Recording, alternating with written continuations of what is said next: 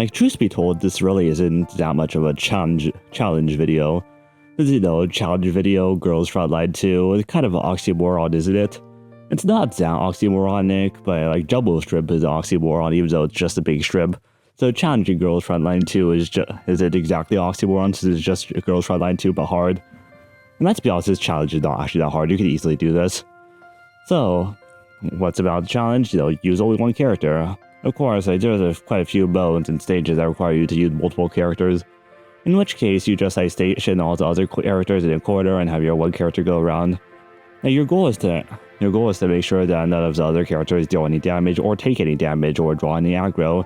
That way, you can guarantee it's just like if you did it solo with a single character. The challenge sounds difficult, and also it is quite difficult with the stability modifier thing.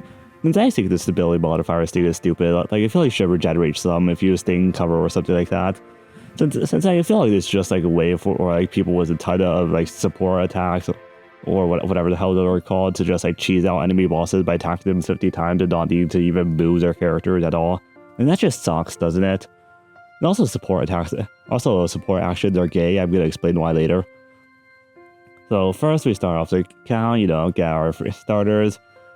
Like, for our starters, like, which one is better? I personally believe acrylic is better for the solo runs, since the whole point is that you're not really missing out on much of a kit. Of course, you don't get like any burn support units or whatever the hell you support units, but the whole point is that she benefits from people not being next to her, and due to the fact that she's being run solo, that's always guaranteed. I feel like Graza might also be pretty good due to like the counter attacks being able to effectively take units out. But acrylic has better AoEs consistently and a lot better mobility, especially if you get her like purple weapon that gives extra move whenever she kills enough stuff. So after do a few stages with her, you quickly realize it actually feels kind of like a puzzle game. So you have to fit as many enemies as possible in her AoE skills in order to just clear it in the time limit. Like, if you find these time limits kind of annoying, but like with these solo runs, the time limit kind of makes it feel more like a puzzle than anything else. After this and some trial and error, I personally believe that the best unit for this is Velpy, due to her large amounts of AoE and her energy generation, and I'm pretty sure she doesn't have support actions, because support actions are stupid. So with that amount of AoE, you can effectively clear multiple enemies in a single turn, allowing you to actually, beat the time limit. Like, from these banners, you can tell which patch I was pulling on. So I'm just gonna talk about how good Springfield is, even though she probably will get back on banner in quite a while. She's pretty good since number one, extra actions allow her to take multiple turns, therefore killing more than one enemy per turn. Number two, her stability extinguishing heal, which means that she will always be in stability break. She usually will be in due to the enemies ganking her, but she will always be. And of course, her ultimate being able to deal AoE, which allows you to kill multiple enemies in one turn, which I've already covered. Like, that's super good. And of course, the self-healing and self-sustain. This makes her quite good at this. But let's be honest, the best unit here for solo is definitely Faye. Like it's by far the best. Number one, no support action, so she's not weird or stupid like that. Number two, self-heal, absolutely huge about the self-heal. And just look at this gameplay clip in the background, look at that healing. And of course, huge AoE, huge extra turns, huge mobility too. And of course, with the ultimate skill that is able to deal big damage, deal with bosses too. She ends up turning even the solo run into kind of an easy mode. But then again, it's not exactly easy mode, since you definitely cannot turn on auto, or else she would just walk into the enemy and get shot 4 times and die instantly.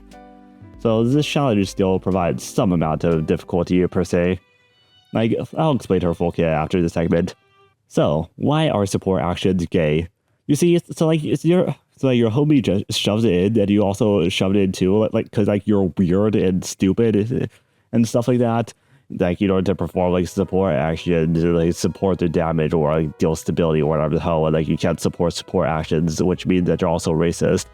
Like, this kind of sucks, Why does also shoving it and make it gay? Because, as part of the famous conjecture, as long as the tips don't touch, it's not gay.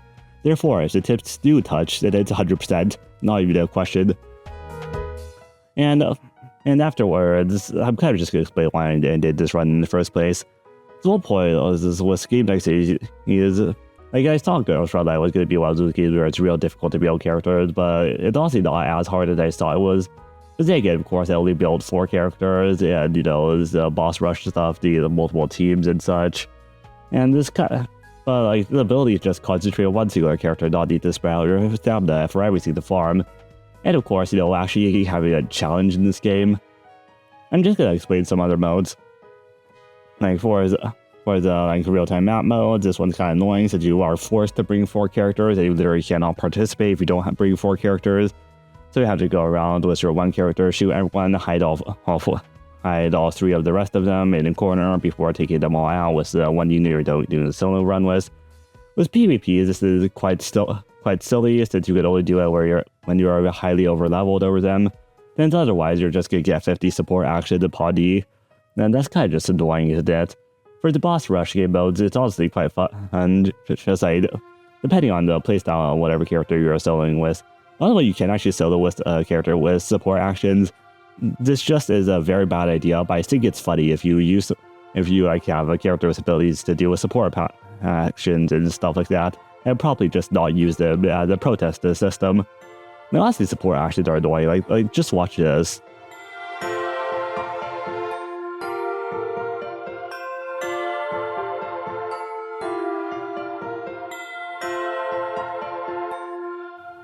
Horrible, disgusting, terrible, I'd say. So I guess this is why, you know, you should play solo. Alright, yeah, I forgot to explain Phase Kit. Her basic attack is basic, whatever. Her most important use that you'll almost always be spamming is the Whirlwind move, since it has good AoE, inflicts her rend ability, which allows her to heal from damaging them. It also decreases their defense, but only by like a few %, so I don't actually think it matters. It probably does, but I don't actually care. And of course gives her another extra action, allowing her to just walk away and hide cover. And her most important part of her kit is actually her passive, since whenever an enemy gets within enough tiles, she will throw her axe in order to deal damage and inflict a rend, which means whenever someone gets close, she both deals damage and heals herself, and if someone gets too close, she'll do a whirlwind. So if you can potentially end the turn with her next to multiple enemies, so that whenever an enemy attacks her, she can immediately whirlwind in order to heal back to full health. Of course, her ultimate is able to deal more damage based on the stacks of rend, which makes it actually able to kill bosses properly in a single hit. Honestly, I don't actually know how valuable she is in other game modes and not in this weird run, but I think she's good. Whatever.